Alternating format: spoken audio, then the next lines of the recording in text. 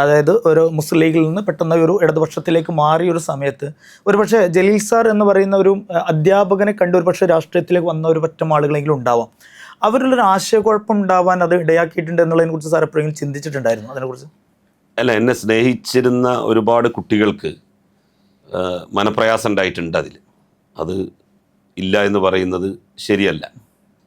കാരണം അവരൊക്കെ നമ്മളെ ആ കാലത്ത് ഒരു റോൾ മോഡലായിട്ട് കണ്ടിരുന്ന കുട്ടികളാണ്. അപ്പോൾ അങ്ങനെ ഉള്ള കുട്ടികളിൽ ഞാനിങ്ങനെ പ്ലാറ്റ്ഫോം മാറിയപ്പോൾ ഒരു വിഷമം തീർച്ചയായിട്ടും ഉണ്ടായിട്ടുണ്ട്. അതവർ പല സന്ദർഭങ്ങളിലായിട്ട് എന്നോട് പറഞ്ഞിട്ടുണ്ട്.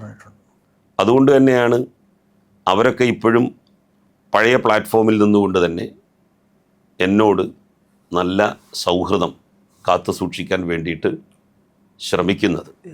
അവരോട് നമ്മൾക്ക് എപ്പോഴെങ്കിലും അതൊരു നിർബന്ധിത സാഹചര്യത്തിലായിരുന്നു, അതല്ലെങ്കിൽ ഒരു നിവൃത്തികേടിൻ്റെ പുറത്തായിരുന്നു, അങ്ങനെ എന്തെങ്കിലും പറയാൻ കഴിഞ്ഞിട്ടുണ്ടോ? അത് അവർക്കറിയാം.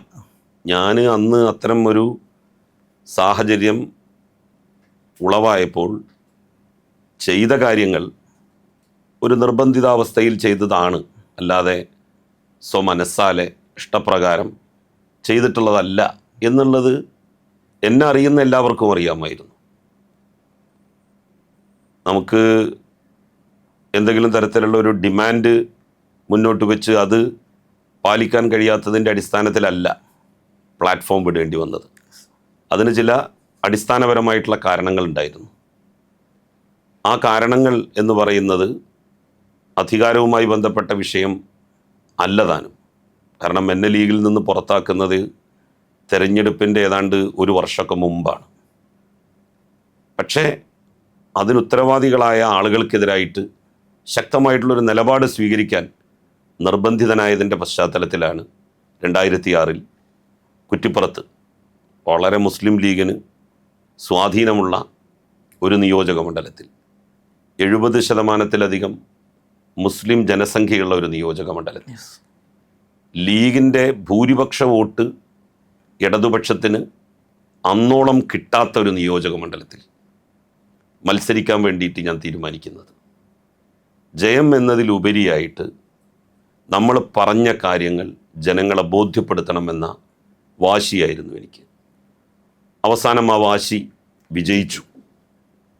നമ്മൾ ദൃഢനിശ്ചയത്തോടു കൂടി ഒരു കാര്യത്തിന് ഇറങ്ങി പുറപ്പെട്ടാൽ സാഹചര്യങ്ങൾ എത്ര പ്രതിബന്ധങ്ങൾ തീർത്താലും എത്ര പ്രതികൂലമാണെങ്കിലും നമുക്ക് ലക്ഷ്യസ്ഥാനത്തെത്താൻ വേണ്ടി സാധിക്കും.